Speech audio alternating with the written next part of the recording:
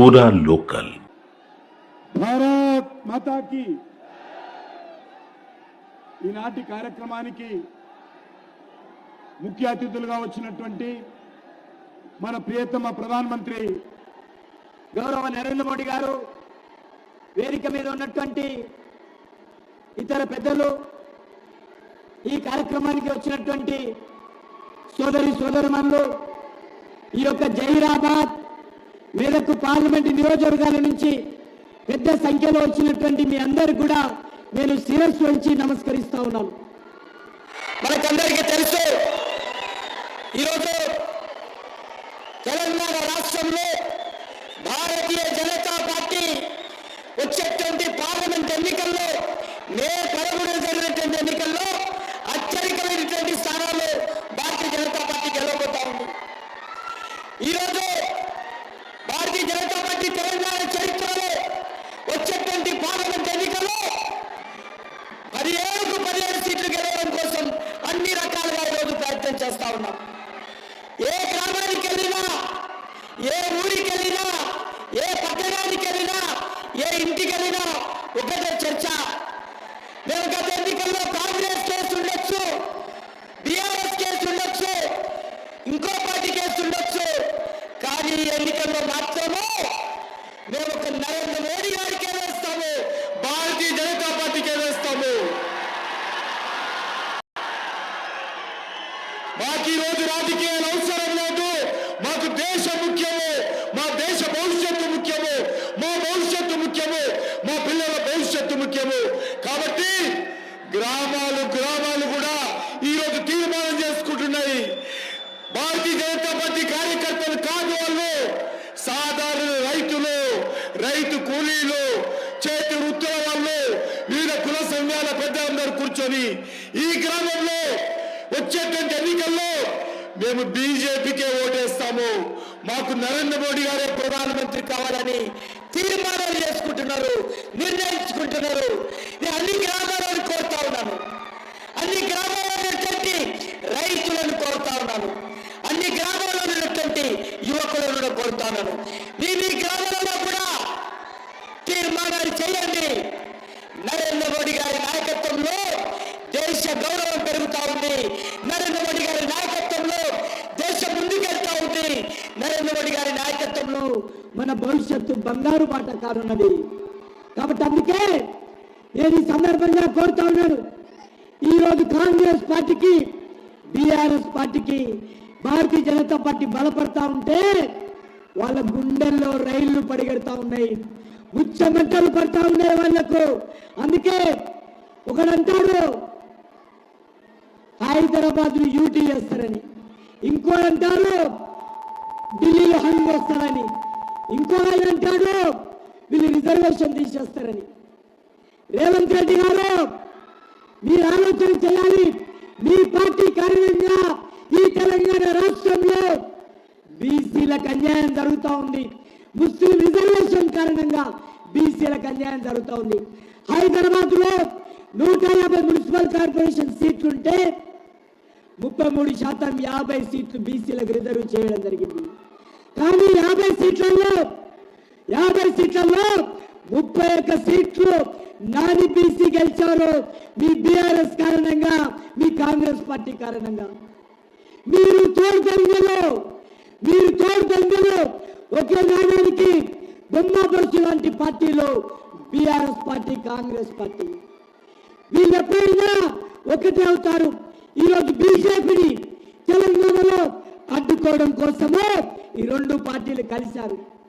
ఇద్దరు కలిసిపోయారు, బయటికి ఫైటింగ్ చేస్తా ఉన్నారు. కానీ వాళ్ళు చేసేది డూ ఫైటింగ్. అందుకే మీ అందరికీ కోరుతాను, తెలంగాణ రాష్ట్రంలో భారతీయ జనతా పార్టీ అత్యధికమైనటువంటి సీట్లు సంపాదిస్తాము.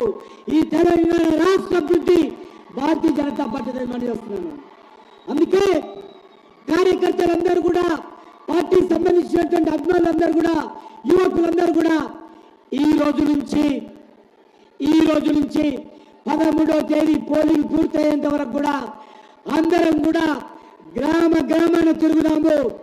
అన్ని వర్గాలను ఏకం చేద్దాము. నరేంద్ర మోడీ గారి నాయకత్వంలో ఈ దేశంలో అత్యధికమైనటువంటి అగిలీ బార్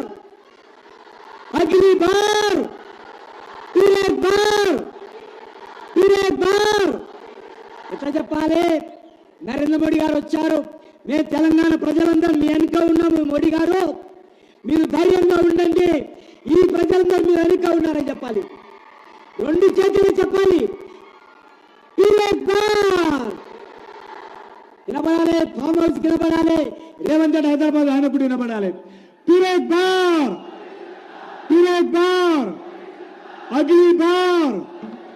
అగిలీ బార్ भारत माता की जय श्री राम राम लक्ष्मण जानकी राम लक्ष्मण जानकी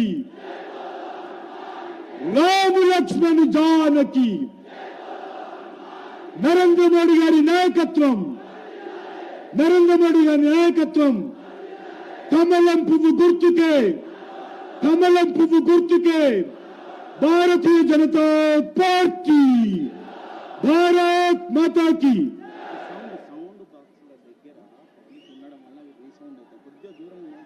ఈ మైకుల బాక్స్ దగ్గర ఉన్న కొద్దిగా దూరం ఉండండి, రీసౌండ్ వస్తుంది. मैं आदरणीय प्रधानमंत्री जी से अनुरोध करता हूं, प्रार्थना करता हूं, ये जहीराबाद पार्लियामेंट के और मेदक पार्लियामेंट के गांव-गांव से आए हुए इस नौजवानों को मार्गदर्शन करने के लिए आदरणीय प्रधानमंत्री जी से मैं प्रार्थना करता हूं.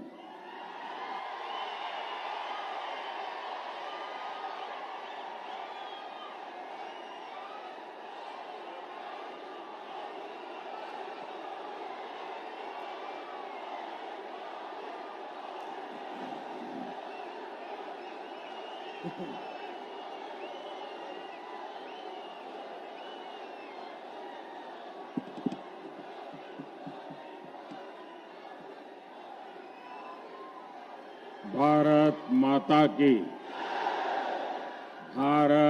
माता की ना तेलंगाना कुटुंब సభ్యులందరికీ नमस्कार. मैं केतकी संगमेश्वर स्वामी को प्रणाम करता हूं. मैं भगवान बसवेश्वर और श्रद्धेय सेवालाल महाराज जी के चरणों में नमन करता हूं. నేను సంగమేశ్వర స్వామి, అదే రకంగా జరాసంగము, ఏడుపాయల దుర్గా అమ్మవారికి, బసవేశ్వర స్వామికి నమస్కరిస్తూ సేవాలాల్ మహారాజ్ కూడా పాదపద్మములతో నమస్కరిస్తా ఉన్నాను. साथियों, पिछले 10 वर्षों में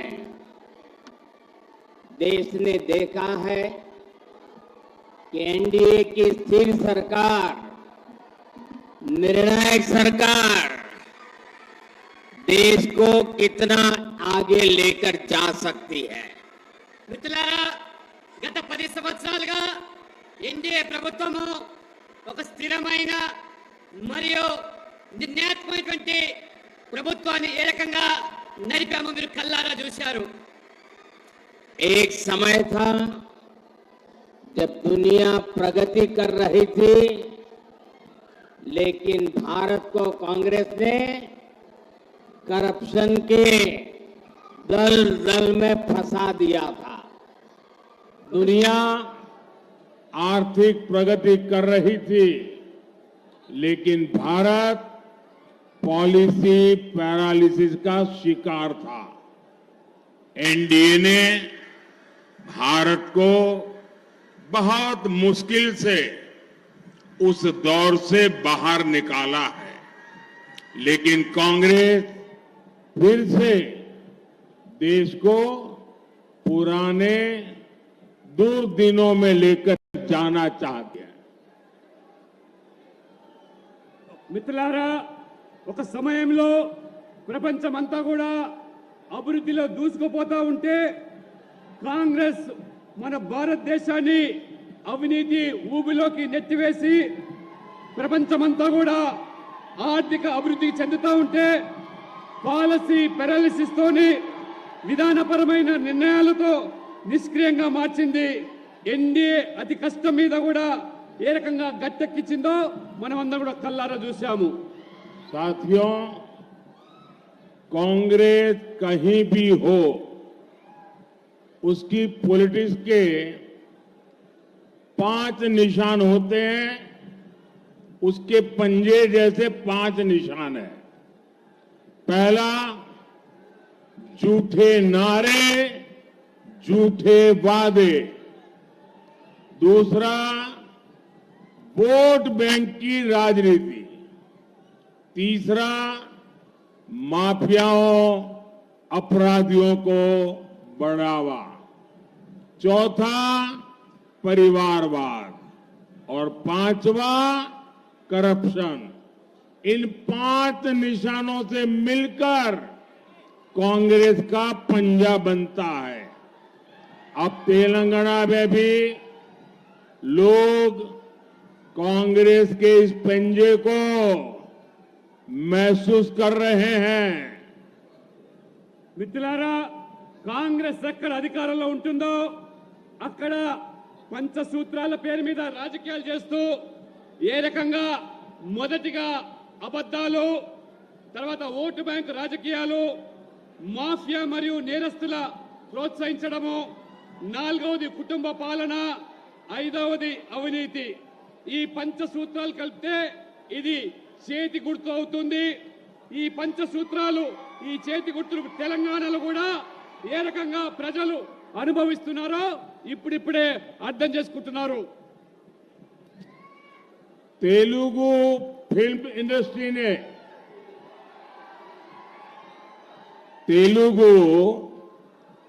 इंडस्ट्री ने भारत को ट्रिपल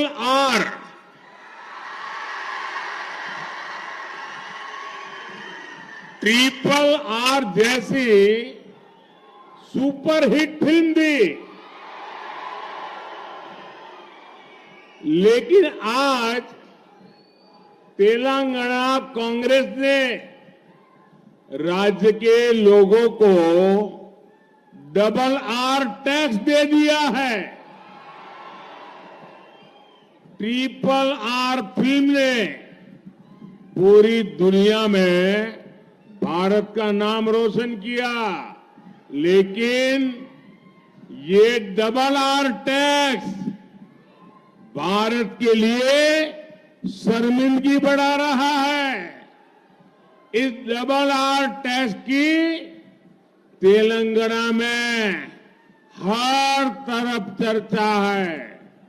चर्चा है कि तेलंगाना के जो उद्योगपति हैं, जो ठेकेदार हैं, उनको कुछ परसेंट डबल आर टैक्स पिछले दरवाजे से देना पड़ रहा है. आरोप है कि यहां टोटल जितनी वसूली होती है उसमें से एक खास हिस्सा डबल आर टैक्स के तौर पर काला धन दिल्ली जाता है.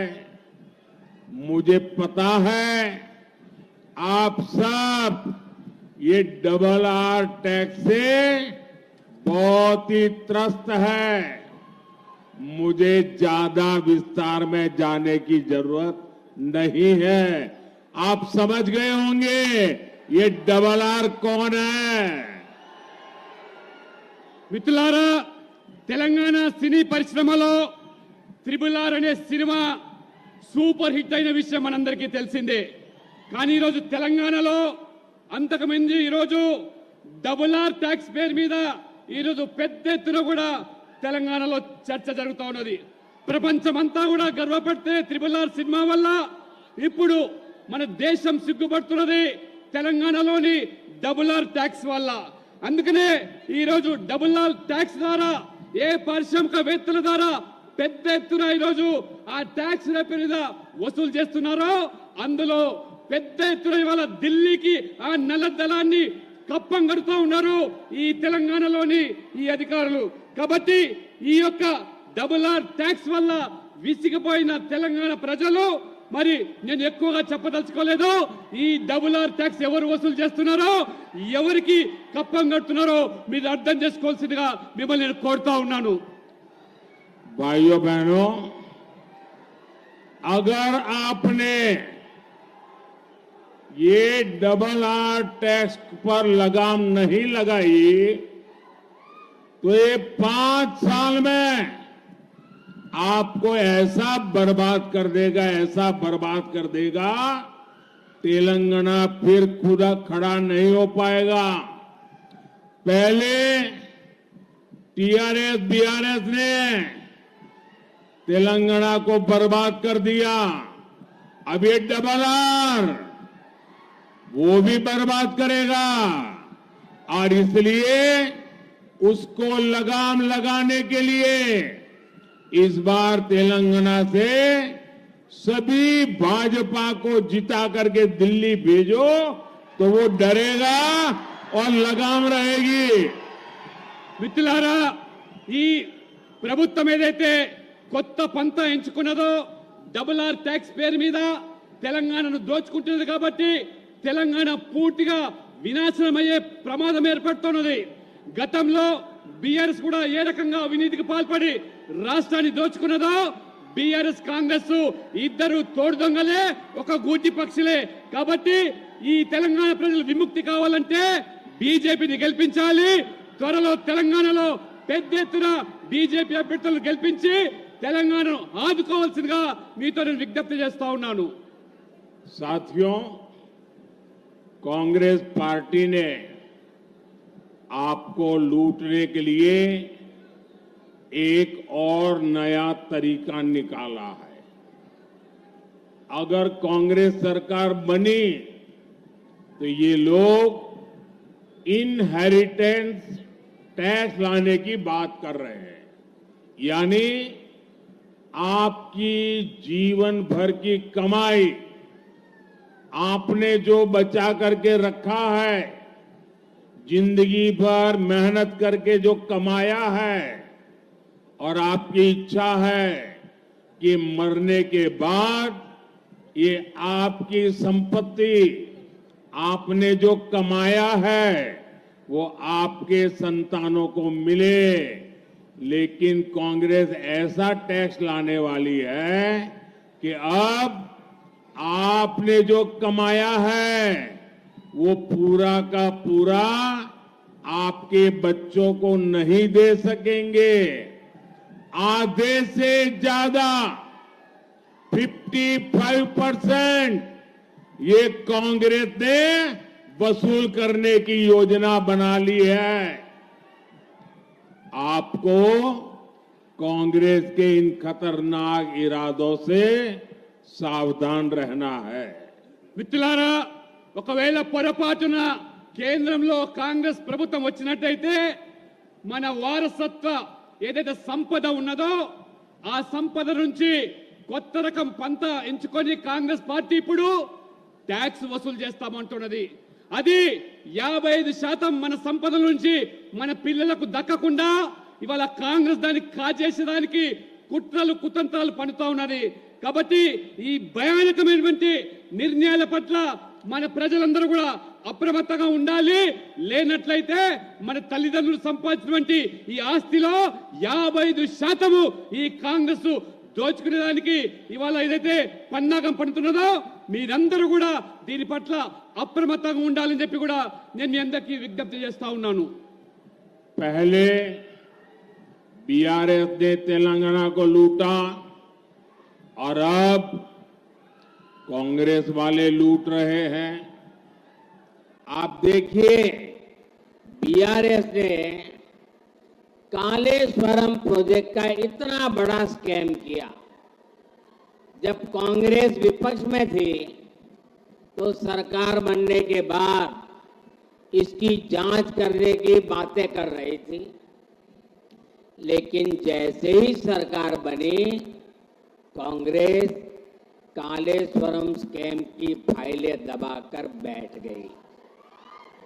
और जब बीआरएस सत्ता में थी तब उन्होंने कैश फॉर वोट मामले की जांच को आगे नहीं बढ़ने दिया। మిత్రులారా, మొదట ఈ రాష్ట్రాన్ని బిఆర్ఎస్ ప్రభుత్వము ఏ రకంగా దోచుకున్నదో మనందరికీ తెలిసిందే. ఆనాడు కాళేశ్వరం యొక్క ప్రాజెక్టు పేరు మీద జరిగిన కుంభకోణము, ఆనాడు ప్రతిపక్షంలో ఉన్నటువంటి కాంగ్రెస్ పార్టీ ఏ రకంగా కాళేశ్వరంలో బిఆర్ఎస్ దోచుకున్నదో ఆ రోజు మార్చినటువంటి ఆ కాంగ్రెస్ పార్టీ ఇవాళ అధికారంలోకి వచ్చిన తర్వాత ఆ కాళేశ్వరం ప్రాజెక్టు సంబంధించినటువంటి ఫైళ్ళన్నీ కూడా తొక్కిపెట్టి ఏ రకంగా ఇవాళ ద్వంద్వ నీతి అవలంబిస్తున్నదో మనమందరం కూడా గమనిస్తా ఉన్నాము. కాబట్టి ఈ విధంగా కాంగ్రెస్ ప్రభుత్వము ఏ రకంగా ఇద్దరు కూడా తోడు దొంగలు కాబట్టి ఒకరినొకరు కాపాడుకునేటువంటి ప్రయత్నాలు చేస్తూ ఉన్నారు. కాబట్టి జాగ్రత్తగా ఉండమని చెప్పి నేను కోరుతా ఉన్నాను. कांग्रेस बीआरएस दोनों अलग नहीं बल्कि दोनों एक ही करप्शन रैकेट के मेंबर्स हैं। कांग्रेस बीआरएस का ये करप्शन रैकेट कहां तक फैला हुआ है ये दिल्ली के लीकर स्कैम से भी पता चलता है। दिल्ली में जिस पार्टी ने लीकर स्कैम किया उसमें बीआरएस के लोग शामिल निकले और उसी पार्टी से दिल्ली में कांग्रेस का अलायंस है। इसलिए जब इस स्कैम पर कार्रवाई हुई तो करप्शन रैकेट के ये सारे मेंबर्स एक दूसरे के समर्थन में आ गए। మిత్రులారా, కాంగ్రెస్ బిఆర్ఎస్ వేరు కాదని తోడు దొంగలని చాలా స్పష్టంగా చెబుతా ఉన్నాను. ఎందుకంటే ఈ కాంగ్రెస్ బిఆర్ఎస్ రెండు కూడా ఈ ర్యాకెట్ కమిటీలో ఇద్దరు కూడా సభ్యులే. ఢిల్లీలో జరిగిన మద్యం కుంభకోణంలో ఏ రకంగా ఒక పార్టీ అవినీతికి పాల్పడితే ఆ పార్టీతో కలిసి ఈ బిఆర్ఎస్ ప్రభుత్వం ఏ రకంగా మద్యం కుంభకోణంలో పాల్పడ్డదో అటువంటి పార్టీతో ఇవాళ బిఆర్ఎస్ ఆ రకంగా అలయన్స్ లో కొనసాగుతూ ఉంటే మరి కాంగ్రెస్ పార్టీ ఏ రకంగా ఆ మద్యం కుంభకోణంలో ఉన్నటువంటి ఆ ఢిల్లీ పార్టీతో అనుబంధంగా ఉంటే ఇవాళ బిఆర్ఎస్ వేరు కాదనే విషయాన్ని, కాంగ్రెస్ వేరు కాదనే విషయాన్ని తెలుసుకోవాల్సిన కోరుతా ఉన్నాను. बीजेपी किसान कल्याण को प्राथमिकता देती है, लेकिन कांग्रेस हमारे अन्नदाता को भी धोखा देने में पीछे नहीं है। तेलंगाना में कांग्रेस ने सरकार बनने के 100 डेज के भीतर किसानों का कर्ज माफ करने का वादा किया था। वो वादा आज तक पूरा नहीं हुआ। पैडी पर 500 रुपये पर क्विंटल देने का वादा भी इन्होंने किया था। अब ये उस वादे के बारे में भी मुंह पे ताला लगा दिया है, बोलने को तैयार नहीं है। మిత్రులారా, భారతీయ జనతా పార్టీ రైతులను అన్నదాతగా భావిస్తూ వారు భగత్ స్వరూపులుగా ఇవాళ మన ప్రభుత్వం వాళ్ళను కొనియాడుతూ ఉన్నది. కానీ ఇవాళ కాంగ్రెస్ ఏ రకంగా రైతులను మోసం చేస్తూ ఉన్నదో తెలంగాణలో మీరు చూస్తూ ఉన్నారు. ఎన్నికల ముందు రైతుల యొక్క 2 లక్షల రుణాన్ని మాఫీ చేస్తామని 100 రోజుల్లో పూర్తి చేస్తామని చెప్పారు. కానీ వాళ్ళ 100 రోజులు పూర్తయిపోయింది. రైతులు ఏ రకంగా మాఫీ చేయకుండా రుణాన్ని మోసం చేస్తున్నారు మనం చూస్తున్నాము.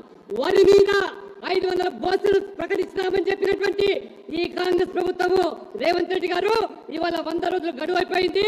ఇవాళ 500 బోనస్ ఇవ్వకుండా ఏ రకంగా ఇవాళ మోసం చేస్తుందో గమనించాల్సిందిగా మిమ్మల్ని కోరుతా ఉన్నాను. साथियों, कांग्रेस को ताकत गरीब को गरीब बनाए रखने से मिलती है। तेलंगाना के मेरे नौजवान साथियों, आपका प्यार इतना है, आपका उत्साह इतना है,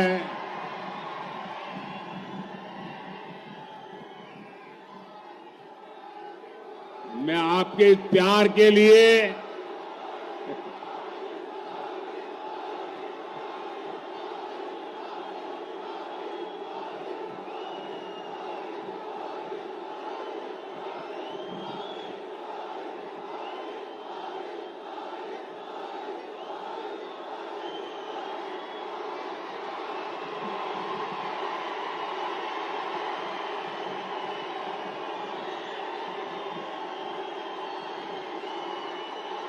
साथियों,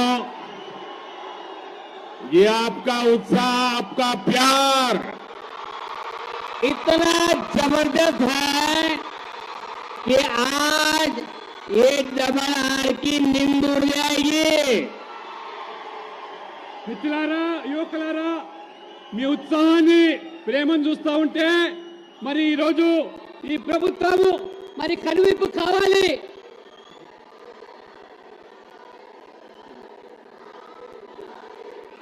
साथियों, कांग्रेस को ताकत गरीब को गरीब बनाए रखने से मिलती है। इसलिए गरीब, दलित, पिछड़ा और आदिवासी हो या देश की महिलाएं हो, कांग्रेस ने कभी उन्हें आगे बढ़ने नहीं दिया। कांग्रेस राज में नारी शक्ति ने जन्म से लेकर जीवन तक हर जगह तकलीफ उठाई है। बेटी पैदा होती थी तो उसकी पढ़ाई सबसे कठिन चुनौती होती थी। स्कूलों में शौचालय न होने से बेटियों को स्कूल बीच में ही छोड़ना पड़ता था और इसलिए हमने बेटी बचाओ बेटी पढ़ाओ अभियान शुरू किया और स्कूल में बेटी के लिए अलग टॉयलेट बनवाए। अब बेटियां भी शिक्षा में भी आगे बढ़ रही है। आज पीएम आवास में बनने वाले घर भी मुख्य रूप से महिलाओं के नाम पर ही दिए जा रहे हैं। మిత్రులారా, కాంగ్రెస్ పార్టీ ఎప్పుడు పేదలను పేదవాళ్ళుగానే మార్చడానికి ప్రయత్నం చేశారు. దళితులు, ఆదివాసీలు, వెనుకబడ్డ వర్గాలు, మహిళలు ఏ రకంగా వెనక్కి నెట్టేశారో, నిర్లక్ష్యం చేశారో మీరందరూ చూశారు.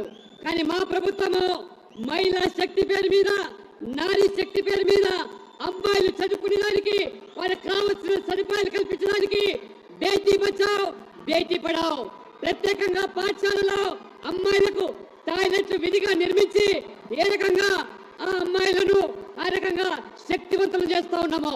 ఇవాళ ప్రధానమంత్రి ఆవాస్ యోజన పేరు మీద పేదలకు నిర్మించే పక్క ఇల్లు కూడా మహిళల పేరు మీద ఇస్తున్నామంటే మహిళలకు ఇవాళ మోదీ ప్రభుత్వం ఇస్తున్నటువంటి గౌరవాన్ని కూడా మీరు ఇవాళ గమనిస్తా ఉన్నారు. साथियों, कांग्रेस सरकारों में महिलाओं के अधिकार ही खतरे में नहीं पड़े, महिलाओं की सुरक्षा भी खतरे में पड़ी है। महिलाओं की सुरक्षा और वोट बैंक में इन्हें जब चुनना होता है तो ये वोट बैंक चुनते हैं।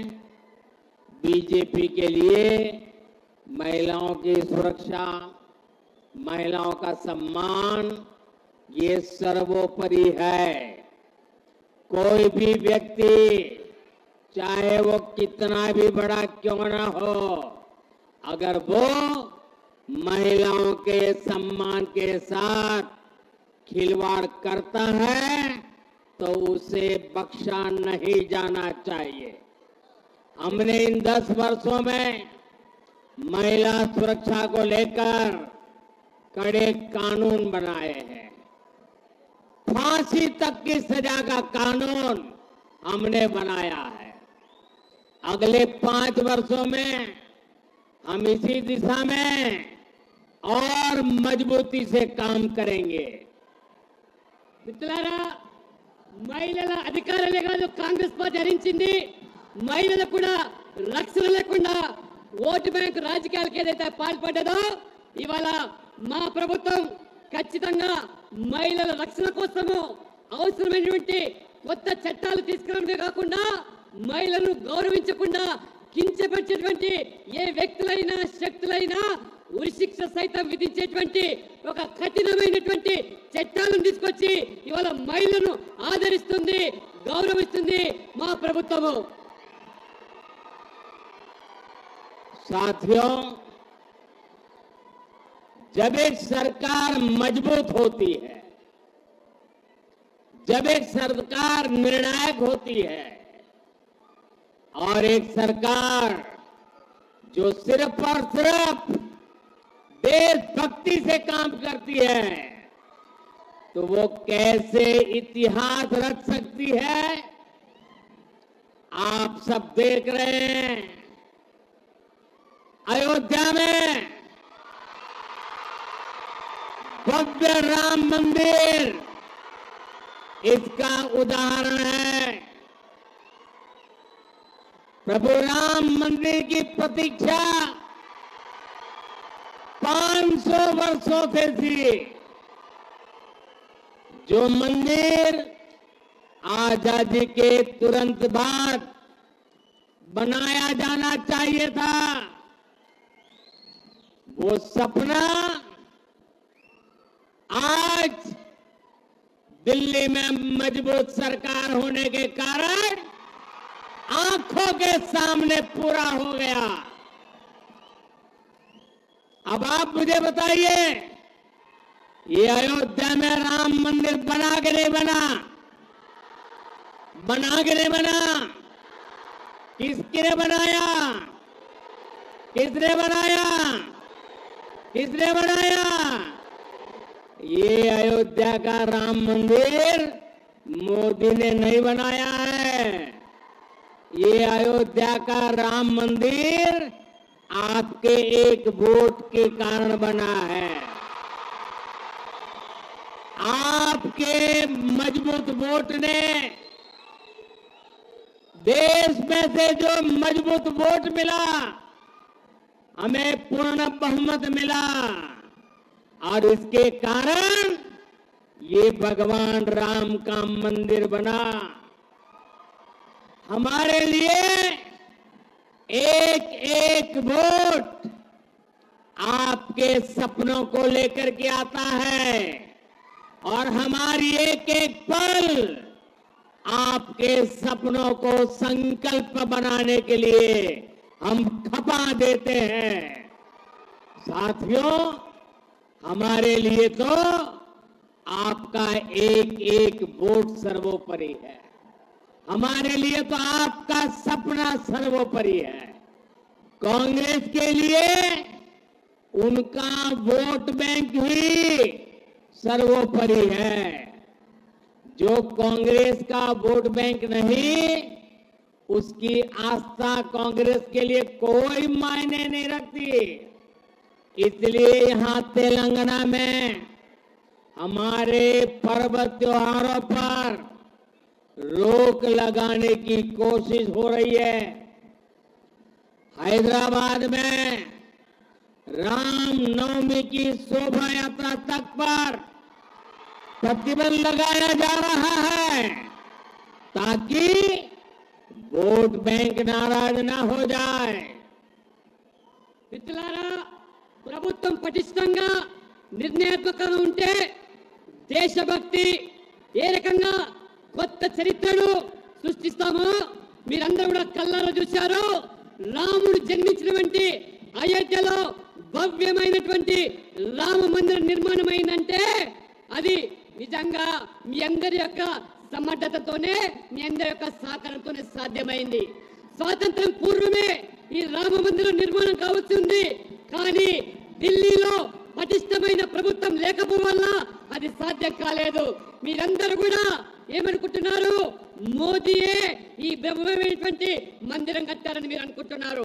కాదు, మీరందరూ కూడా వేసిన ప్రతి ఓటు వల్ల ఒక పటిష్టమైనటువంటి, ఒక సమర్థమైనటువంటి ప్రభుత్వం ఏర్పడడం వల్లనే ఈ మందిరం సాధ్యమైంది.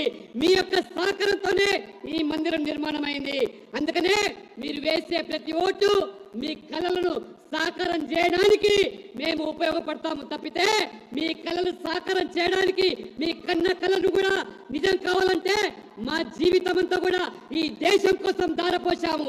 కాబట్టి కాంగ్రెస్ సేనాడు కూడా ఈ దేశం కోసం కాదు, ప్రతి ఓటు బ్యాంకు రాజకీయాలకు పాల్పడుతూ ఓటు కోసం పట్టపిస్తుంది తప్పితే మెజార్టీ ప్రజల యొక్క విశ్వాసాలకు భంగం కలిగే విధంగా ఏ రకమైనటువంటి ఓటు బ్యాంకు రాజకీయాలకు పాల్పడుతుందో ఇవాళ మనం తెలంగాణలో, హైదరాబాద్ లో చూస్తున్నాము.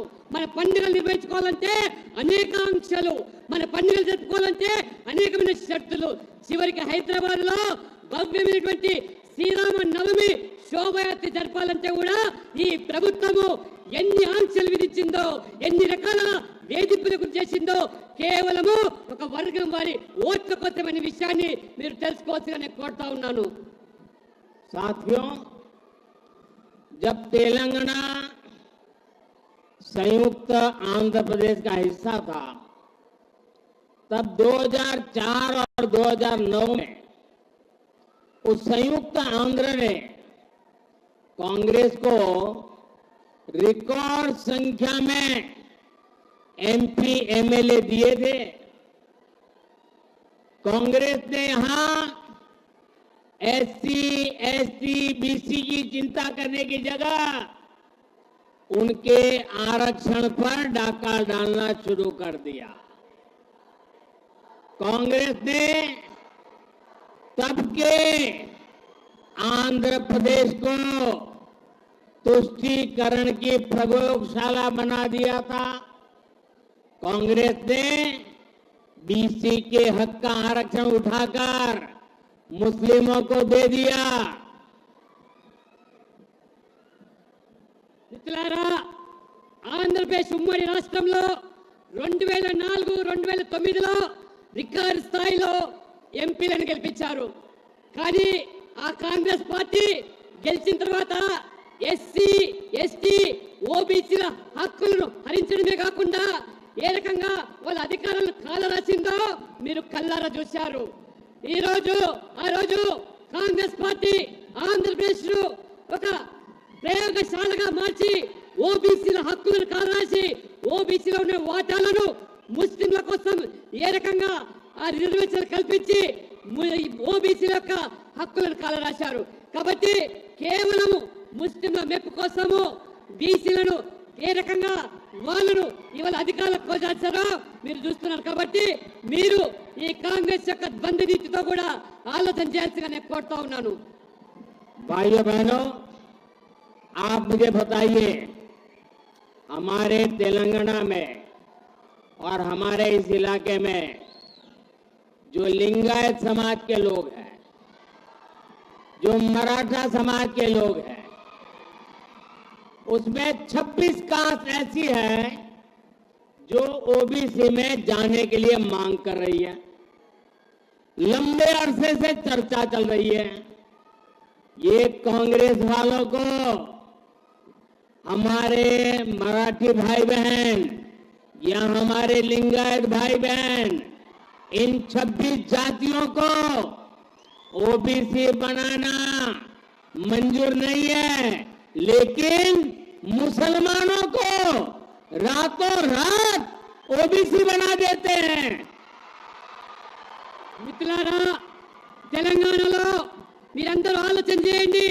ఒక పెద్ద సమాజం లింగాయత్ సమాజము, మరాఠా సమాజము ఈ తెలంగాణలో అయితే ఉన్నారో వాళ్లకు న్యాయం చేయకుండా దాదాపు ఇంకా 26 బీసీ కులాలు కేంద్ర జాబితాలో చేరాల్సిన అవసరాన్ని కాంగ్రెస్ పార్టీ ఏ రకంగా విస్మరించి కేవలము రాత్రికి రాత్రి ముస్లింలను ఓబీసీ జాబితాలో చేర్చి ఇవాళ లింగాయతులను మరాఠీలను కాకుండా 26 బీసీ కులాలను కేంద్ర జాబితాలో చేర్చకుండా ముస్లింలను చెప్పించేటువంటి ప్రయత్నాలకు ఏ రకంగా కాంగ్రెస్ పూనుకున్నదో ఒక్కసారి మీరందరూ కూడా గమనించాల్సిగా నేను కోరుతా ఉన్నాను. हमारा बंजारा समाज जब भी हमारे बंजारा समाज को देखें सेवालाल महाराज की हमें पुण्य स्मृति हो जाती है। आपने कभी बंजारा समाज में क्रिमिनल हुए ऐसा सुना है क्या? सेवाभावी लोग हैं, समाज में अच्छी जिंदगी जीने वाले लोग हैं, लेकिन उस बंजारा समाज की भी आशा अपेक्षाओं पर टीआरएस, बीआरएस, कांग्रेस सबने पानी फेर दिया है।